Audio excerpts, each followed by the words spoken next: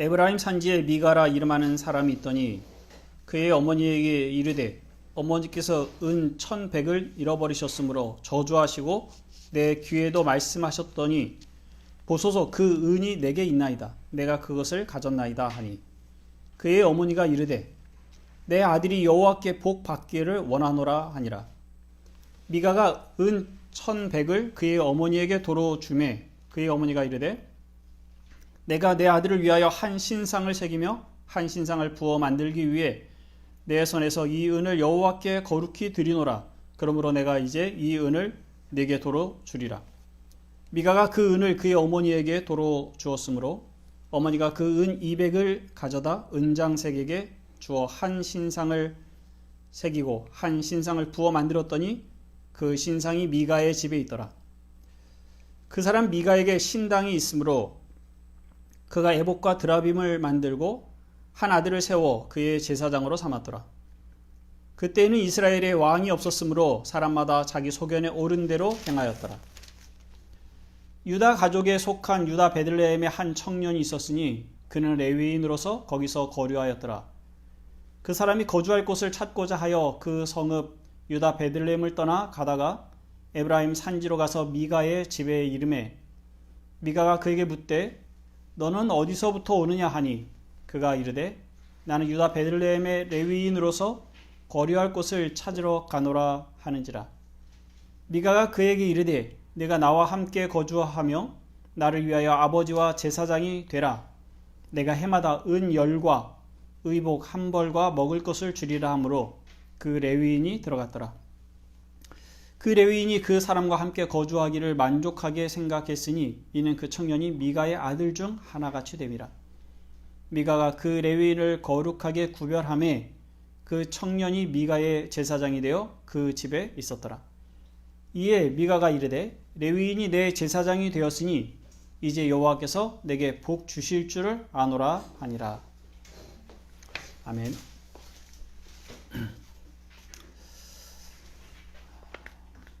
사사기는 운니엘에서 시작해서 삼손에 이르기까지 12명의 사사 이야기를 다루고 있습니다. 첫 번째 사사인 운니엘은 가장 모범적인 사사였고 그 후부터 조금씩 문제가 나타납니다. 그러니까 뒤로 갈수록 점점 큰 결함을 가진 사사들이 등장을 합니다. 가장 최근에 봤던 그 입다는 공동체에서 버림받은 사람이었는데 사사가 되었고 자기 딸을 번제로 드립니다. 그 다음에 나타난 입사는 아들 30명과 딸 30명을 두었는데 딸들은 이방인에게 시집 보내고 아들들을 위해서 이방 여인들을 또 데리고 왔습니다. 압도는 아들 40명, 손자 30명이 있는데 그들이 모두 어린 나귀 70을 타고 권세와 부를 누렸습니다. 삼손이 나오는 그 시기에 이르러서 이스라엘 자손은 이방인과 훨씬 더 가까워졌고 또 아들과 딸들을 서로 주는 일이 많아졌을 것입니다. 이스라엘은 신앙에 있어서 또는 도덕에 있어서 무너진 상태였습니다. 사사들의 이야기가 끝나고 이스라엘의 타락을 보여주는 두 개의 이야기가 이어지는데 17장, 18장은 종교의 타락을 보여주고 그리고 19장, 21장은 사회적인 면을 보여줍니다. 이 일이 언제 일어났는지에 대해서는 명확하게 알 수가 없습니다. 가나안 정복 초기에 있었는지 아니면 말기에 있었는지 이런저런 의견들이 있습니다. 그런데 이 타락의 정도가 심한 것을 봐서는 초기보다 말기라고 생각하는 것이 훨씬 적당하다고 생각이 됩니다. 가나안 정복 초기에는 그때 있었던 사람들은 모세에게 직접 가르침을 받았던 사람들이었습니다. 그들은 여호수아와 함께 요단강을 건넜고 또 정복 전쟁 중에 여호와 하나님의 여러 기적을 경험합니다. 그들은 하나님을 떠나지 않았습니다.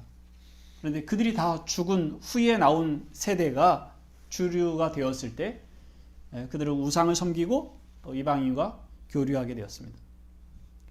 그러니까 그들이 어느 정도 종교적으로 타락하게 됐는지 오늘 본문이 잘 보여주고 있습니다. 에브라임 산지에 미가라는 사람이 있었습니다. 이 이야기가 에브라임 산지, 곧 에브라임 사람들이 중심이 돼서 일어나고 있다는 것부터가 예사롭지 않습니다. 에브라임은 이스라엘 중에 지도력을 행사하던 지파입니다. 여호수아가 에브라임 지파입니다. 그래서 그 사사들이 일어났을 때도 에브라임은 자기들이 지도력을 행사하려고 했고 또 때로는 지도력을 행사하기도 했습니다. 그런데 그 지도력이 있는 지파조차도 얼마나 하나님과 멀어져 있는지를 보여주려고 하는 겁니다. 미가의 어머니가 은 1100을 잃어버리고 그것을 누가 가져간지 모르고 그 누군가에게 저주를 퍼부었습니다. 그 은 1100은 블레셋 방백들이 드릴라를 꼬셔서 삼손을 배신하게 한 대가로 주려고 했던 것이 은 1100이죠. 그러니까 5명의 방백 하나가 은 1100씩 줘서 5500을 주려고 했었습니다. 연봉이 2천만 원이라고 계산했을 때 은 1100은 220억 정도가 되는 굉장히 큰 돈입니다. 그러니까 미가의 집이 일반 서민의 가정이 아니라는 것을 우리가 알 수 있습니다. 그러니까 경제적으로 부유했겠죠? 경제적인 부유는 그 산지에서 유력한 가문이었을 거라고 우리가 추측할 수 있습니다.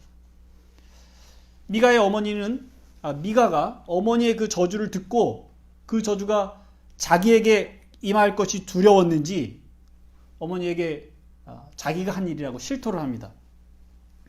미가의 마음이 여려서 그 저주가 자기에게 통할 거라고 두려워했을 수도 있고 아니면은 이방 문화에 젖어 있었기 때문에 그 미신적인 일에 민감해서 반응했을 수도 있습니다.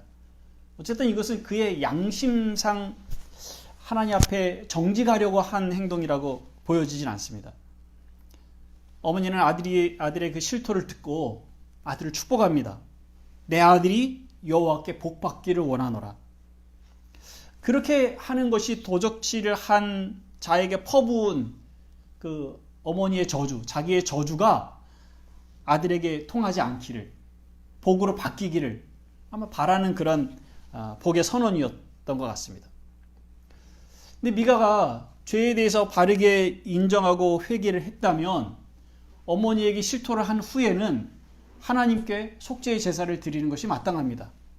근데 그런 일은 뒤따르지 않습니다. 그러니까 그걸로 봐서 미가가 두려움 때문에 어머니에게 실토했을 거라고 생각을 할 수 있는 거죠.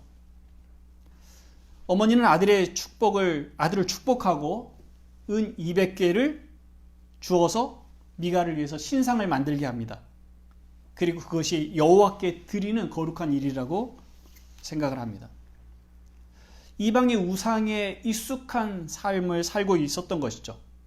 어머니는 미가를 위한 신상을 만드는 일을 여호와를 섬기는 일이라고 그렇게 생각하고 있는 모양입니다. 근데 거기에다가 미가가 한술 더 떠서 그 신상을 모시는 신당, 곧 그 우상의 집을 하나 만들어 놓고 그리고 에봇과 드라빔을 갖춥니다. 에봇은 그 신상을 섬기는 제사장이 입는 의복이고 드라빔이 나올 때마다 좀 의미가 좀 다른 것 같습니다만 아마 그 주 신상 옆에 두는 어떤 작은 신상들의 하나라고 생각이 됩니다. 또한 미가는 레위인만이 할 수 있는 제사장의 역할을 자기 아들에게 맡겨서 그 신상을 계속 섬기게 합니다. 이로써 가족을 위한 신당이 만들어지는 거예요. 이전에 기드온의 아버지 요아스의 집에 바알의 제단과 아세라 상이 있었습니다. 마을 사람들은 그 신당에 와서 제사를 지냈습니다. 이처럼 미가의 신당은 아마 그 가족을 위한 것이었지만 또한 신당을 갖지 못한 이웃 사람들이 와서 자기들에게 복을 달라고 제사를 하는 아마 그런 곳이기도 했을 것입니다. 미가와 그의 어머니는 자기들뿐만 아니라 마을 사람들까지 우상에 미혹하는 일을 하고 있습니다. 사사기를 우리가 쭉 읽어왔는데 놀랄만한 일들이 많이 있었습니다. 근데 사실은 이제까지 이보다 더한 일은 없었죠.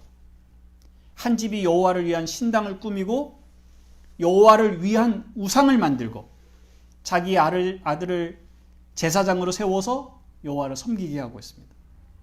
어떻게 이스라엘 백성이 우상에게로 그 마음을 향하고 있는지를 보고 있는 것입니다. 미가의 열심에 마침 좋은 일이 하나 더해집니다.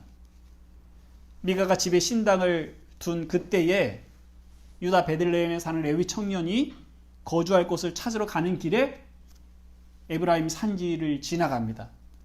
그리고 괜찮게 사는 이 미가의 집에 머물게 되는데, 미가가 그가 레위인이라는 사실을 알고 자기를 위한 아버지, 신앙의 아버지와 제사장이 되어 줄 것을 요청을 합니다. 해마다 은 10과 의복 하나, 그리고 먹을 것을 제공해 줍니다. 물론 잠자리도 제공해 줄 겁니다. 은 10은 아까 그 은 1100이 220억이라고 한 것과 계산을 해보면 약 2억 정도 되는 액수입니다. 그러니까 연봉 2억 원의 제사장 자리를 권한 겁니다. 의복도 뭐 지금처럼 그렇게 흔하지가 않습니다. 의복도 귀합니다. 숙식이 제공됩니다. 거주할 것이 없어서 떠돌던 청년에게 꽤 괜찮은 직업이 들어온 겁니다. 청년을 흔쾌히 수락합니다. 제사장 지파인 레위인에게 제사장을 맡기는 것으로 미가는 산당에 갖추어야 하는 모든 것을 다 갖추게 되는 것이죠. 그리고 흡족하게 생각합니다. 그럼 13절에 이렇게 말합니다. 레위인이 내 제사장이 되었으니 이제 여호와께서 내게 복 주실 줄을 아노라. 형식적인 면에서 여호와 신앙에 열심을 보이고 있는 미가의 모습을 보고 있는 겁니다. 값비싼 신상을 만들고 그것을 위해 신당을 꾸미고 애복과 드라빔을 갖추고 이제 자격이 있는 사람으로 연봉 2억 원에 제사장 자리를 맡겨서 하나님을 위해 할 모든 일을 다 마쳤다고 생각을 하고 있어요. 그러니 이제 하나님께서 복을 주시는 일, 하나님께 복 받을 일만 남았다고 여기고 있습니다. 그 이야기를 통해서 어떤 문제가 있구나 하는 생각을 하시겠죠. 저는 이것을 한마디로 신앙의 사유화다, 그렇게 요약을 했습니다. 신앙의 사유화, 신앙을 내 개인적인 것으로, 신앙이라는 여호와 그분을 내 개인적인 신으로 모시는 것입니다. 미가라는 말은 미카예후라고 하는 말의 줄임말로 말을 합니다. 미카예후라는 말은 누가 여호와와 같은가 라는 말입니다. 이거는 여호와와 비교할 신이 없다, 여호와와 비교할 분이 없다, 이런 의미입니다. 근데 여호와를 알지 못하는 신앙 세대를 지금 살고 있는 거죠. 하나님을 아는 지식을 다 잊어버린, 여호와를 섬겨야 된다는 사실만 알고 있는데 어떻게 섬겨야 될지에 대해서는 다 잊어버린 겁니다. 그런데 그 껍데기만 남아있는 그 세대가 자기 아들에게 이름을 지어줄 때 여호와 같은 이가 누구냐, 미카예후라는 이름을 지어주는 거예요. 그러나 그 신앙의 문화 속에 어쨌든 그 형식과 그 껍데기가 남아있다는 것이죠. 4절에 그 신상이 미가의 집에 있더라, 이런 말이 있어요. 그 미가라는 말이 미카예후로 번역을 해서 여호와는 비교할 데가 없는 분이다, 이런 의미를 거기다가 둔다면 이런 의미가 돼요. 그 신상이 비할 데 없으신 여호와의 집에 있더라, 이런 말이 됩니다. 신상과 여호와, 이거 어울리지 않는 이 일이 한 구절에 쓰이고 있는 거예요. 여호와와 우상을 섬기는 방식으로 여호와를 섬기고 있는 것이죠. 종교의 혼합주의입니다. 여호와도 섬기고 우상도 섬기는 거예요. 둘 중에 하나가 내 기도 들어주면 된다고 생각할 수 있는 거죠. 근데 그들은 이 신상을 섬기는 것이 곧 여호와를 섬기는 일이라고 생각을 하고 있었습니다. 여호와를 섬기는데 그들이 현재에 살고 있는 그 땅의 문화를 따른다고 아마 그렇게 이해했을지도 모르겠습니다. 그런데 하나님은 그렇게 여기지 않으시죠. 하나님은 보이지 아니하시는 하나님으로 이스라엘 백성에게 계속 말씀을 하셨습니다. 그래서 그 어떤 신상도 만들지 말라고 말씀을 하셨어요. 아마 그렇게 하신 이유가 이런 이유 때문이 아닌가. 사람의 마음은 그 신상을 만들어 놓고 이 신상은 내가 섬기려는 것이 아니라 여호와께서 늘 우리를 지켜보신다는 걸 내가 눈으로 보고 확인하는 그런 어떤 대상물에 불과한 거야. 상징물에 불과한 거야. 라고 출발은 한다 할지라도 시간이 지나면서 그 우상을 내가 소유한 것처럼, 여호와를 내가 소유할 수 있을 것처럼 그 마음의 부패함을 막으시려는 것이 아니었나 하는 생각을 합니다. 그건 여호와를 섬기는 올바른 방법이 아니었습니다. 자기를 위한 신앙, 자기의 복을 위한 신앙으로 만들어가는 과정을 보고 있는 겁니다. 혼합주의로 변질되어 버렸어요. 모세가 남긴 모세 오경이 그들에게 가르쳐지지 않았고 그들은 그 말씀을 등한히 여겼습니다. 하나님을 알지 못하니 그 크시고 위대하신 하나님, 그 하나님을 자기를 위한 신으로 축소해버리고 말았습니다. 가나안의 여러 우상보다도 작게 만들어버렸어요. 여호와에 대한 신앙이 철저히 개인화, 사유화 되어버렸습니다. 요술램프 지니에 대한 얘기를 가끔 쓰게 되는데요. 말 그대로 요술램프의 지니를 만들고 있는 거죠. 내가 필요할 때 불러내서 내게 필요한 일을 해주는 그 신을 만들고 있는 것이죠. 그때 은 200이나 되는 큰 돈을 들여서 만든 신상입니다. 헌신하고 있는 거죠. 신당을 지어놓고 돈을 들여 사람을 세워서 그 일을 하게 하고 있으니 나름 아마 잘하는 일이라고 생각할 수 있습니다. 그러나 그것은 하나님을 위한 것이 아니라 더 많은 복을 위한 투자에 불과하다고 생각할 수 있죠. 근데 이 신앙의 사유화는 단지 미가 개인의 문제가 아닙니다. 그것은 공동체 붕괴의 결과입니다. 이스라엘은 더 이상 형제 지파와 연대하지 않습니다. 다른 지파의 문제, 이웃의 문제에 관심을 두지 않습니다. 레위 삼손에 대한 이야기를 할 때 살펴봤습니다. 삼손이 혼자 애쓰는데도 불구하고 유다 지파가 그를 돕지 않았고 또 오히려 삼손을 묶어서 블레셋 사람들에게 넘겨주는 일을 유다가 해왔었습니다. 다른 종족의 다른 사람들의 일에는 관심을 기울이지 않는 거죠. 그것이 베들레헴에서 온 레위 청년의 방랑을 통해서 보여주고 있습니다. 레위 청년이 유다 베들레헴 지역에서 나왔다고 얘기를 합니다. 근데 가나안에 들어와서 지파들에게 땅이 분배될 때 레위 지파에게는 따로 구역이 정해지지 않았습니다. 각 지파에게 분배된 땅이 있고 그 땅 중에 제비 뽑아서 몇 군데를 그 지역에 사는 레위인들에게 제공을 해주는 겁니다. 그러니까 각 지파가 자기 지파 영토 안에 레위인들이 곳곳에 살도록 그렇게 땅을 내주어야 했습니다. 근데 유다 지파의 땅 중에서도 레위인들이 살 땅들이 제비 뽑아서 그들에게 제공되도록 했습니다. 그런데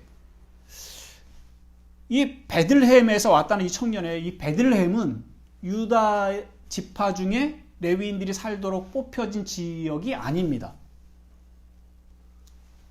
이해가 되시죠? 유다의 지파들 중에 레위인들이 살 몇 곳이 지정되어 있는데 베들레헴은 거기 들어있지 않아요.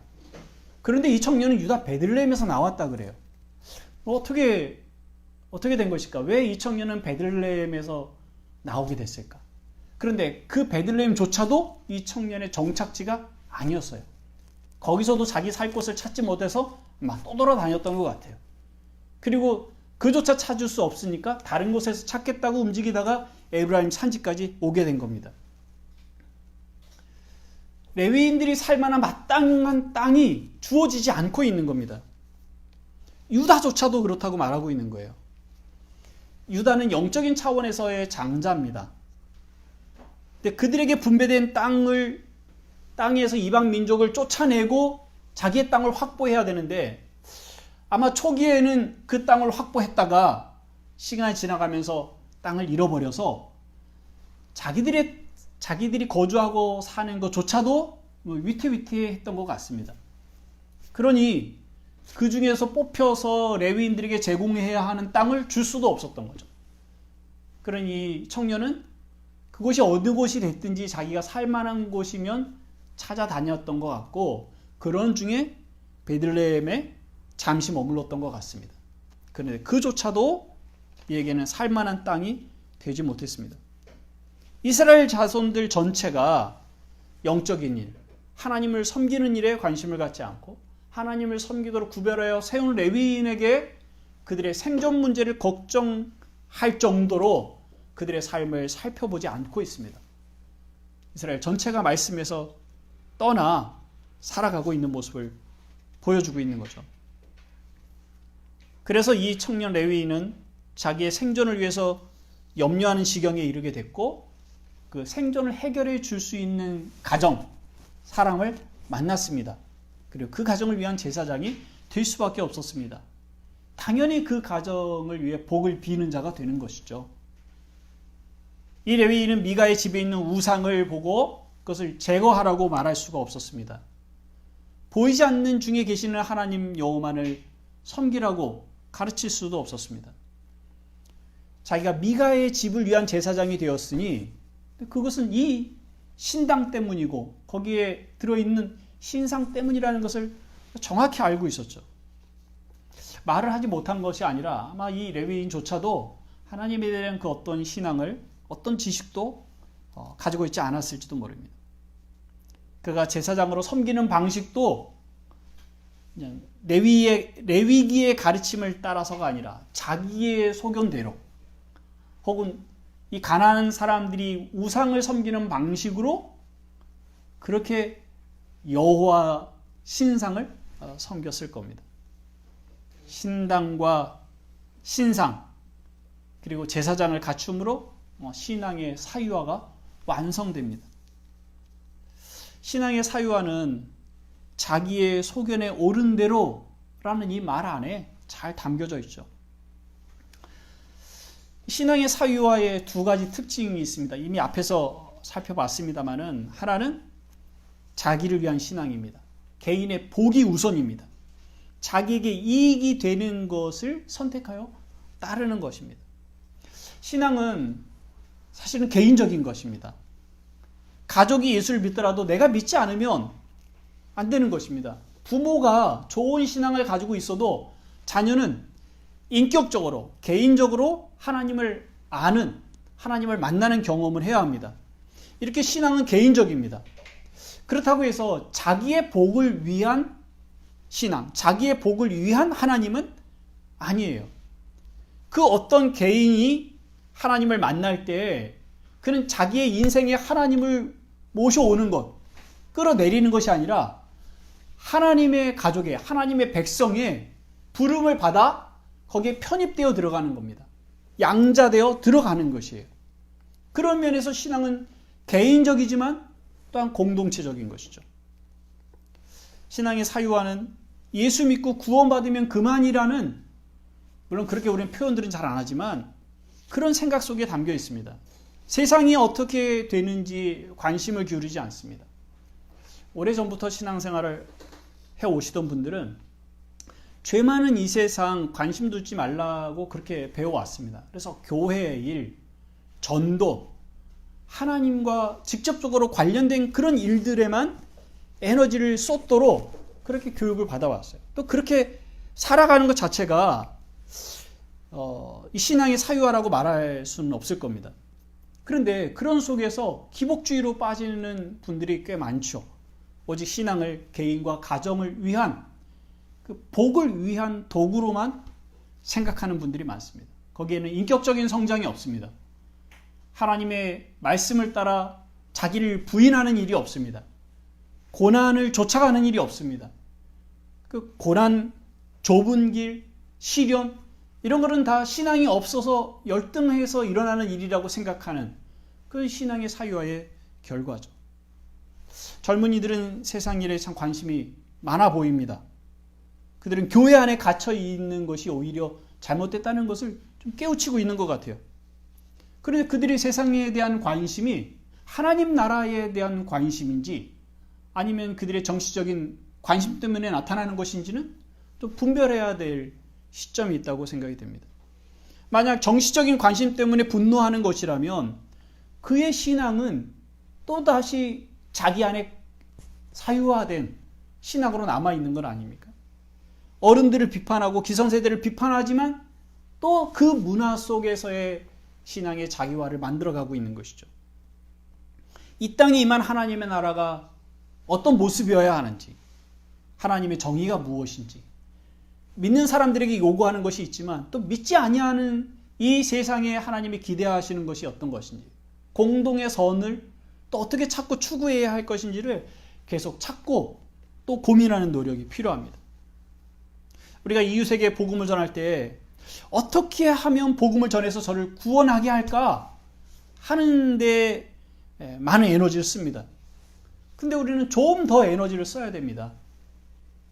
그 사람의 신앙뿐만 아니라 그 사람의 삶 자체에 관심을 가져야 합니다. 교인 만들기 위해서 힘을 쏟지만 정작 그를 친구 삼는 일에는 마음을 쏟지 않습니다. 그리고 교회에다가 데려는 놓지만 그 사람이 어떻게 신앙생활하는지, 그 사람의 삶에 어떤 고난이 있는지에 대해서는 관심을 갖지 않는 거죠. 예수 믿게 해줬으면 복 받은 거지, 그 다음은 하나님이 알아서 하실 거라고 생각을 하는 거죠. 그 안에는 공동체가 없어요. 연대가 없어요. 믿지 않는 사람을 전도하는 것, 그것은 내가 속한 하나님 나라의 가족에 그를 초대하는 겁니다. 내가 입양된 것처럼 그를 또 형제로 입양되도록 하나님의 말씀을 전하는 거죠. 하나님 너를 입양하기를 원하셔를 전하는 겁니다.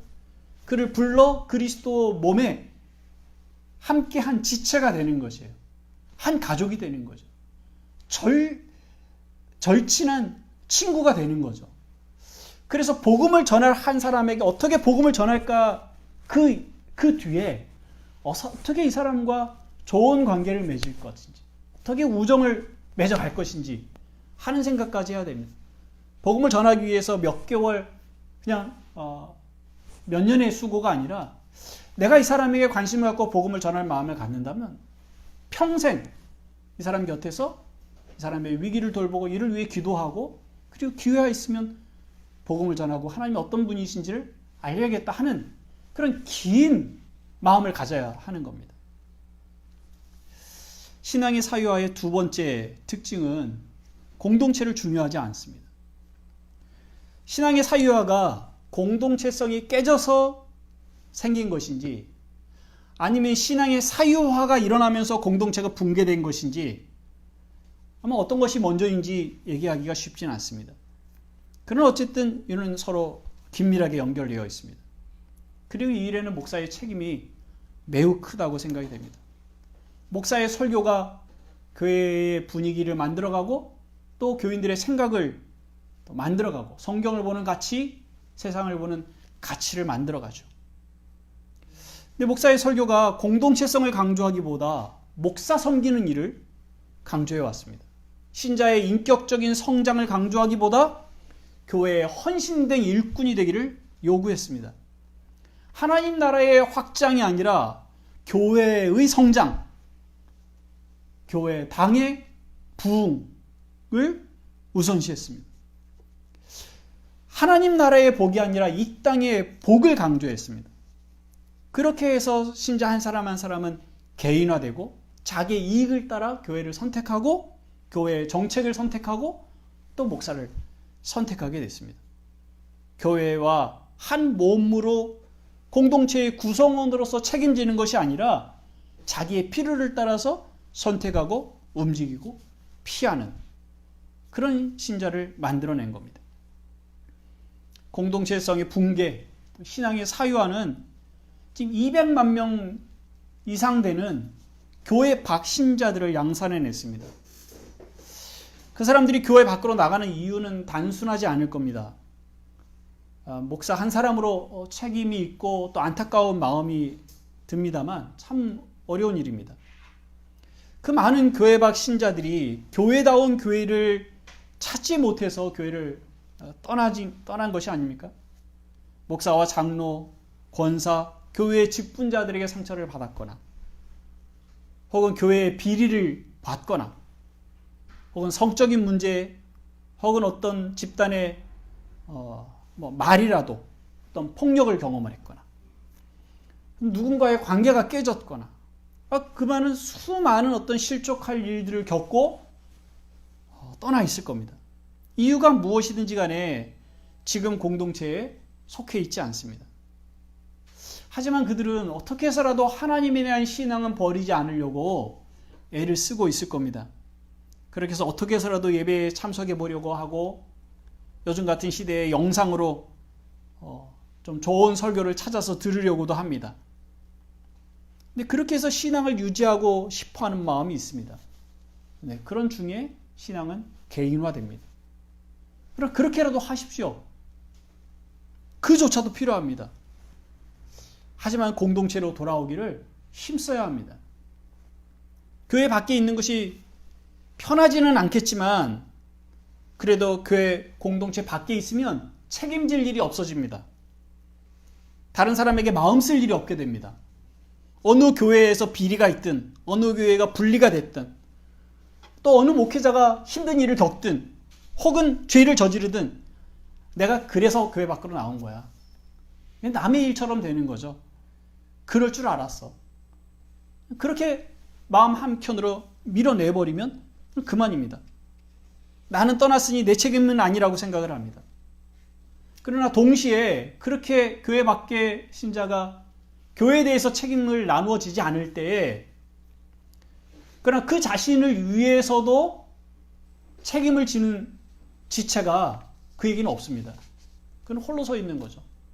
그를 위해서 기도할 공동체도 없고 그가 고난받을 때 그를 위해서 기도해 줄 그리고 찾아가 줄 공동체의 지체도 없습니다.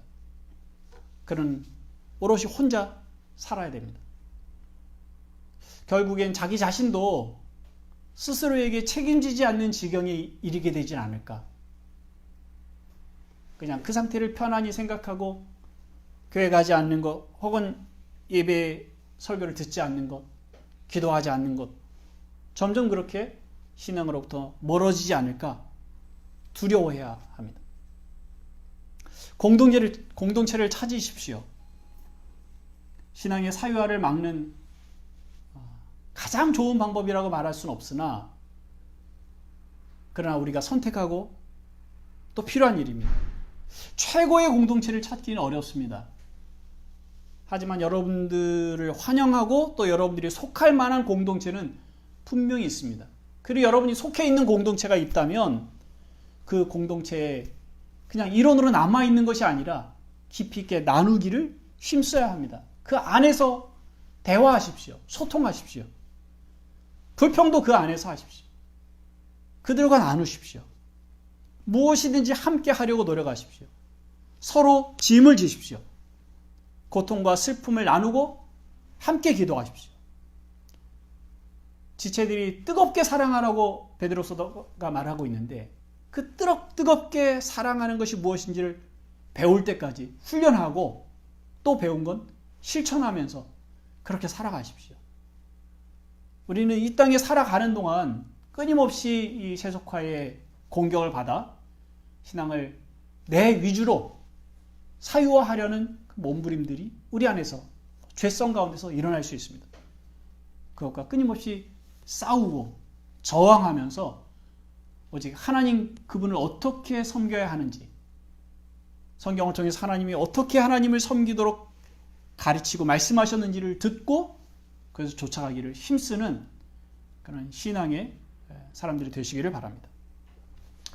기도하겠습니다.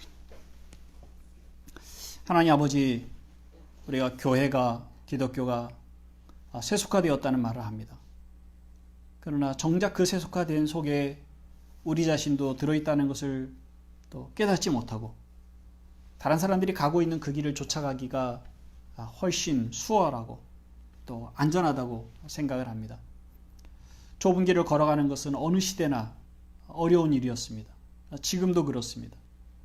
근데 그 좁은 길이 그리스도께서 걸으신 길이고 우리의 신앙의 선배들이 간 길이며 성경을 통해서 우리에게 말씀하시는 길이라면 우리가 가야 할 유일한 길입니다.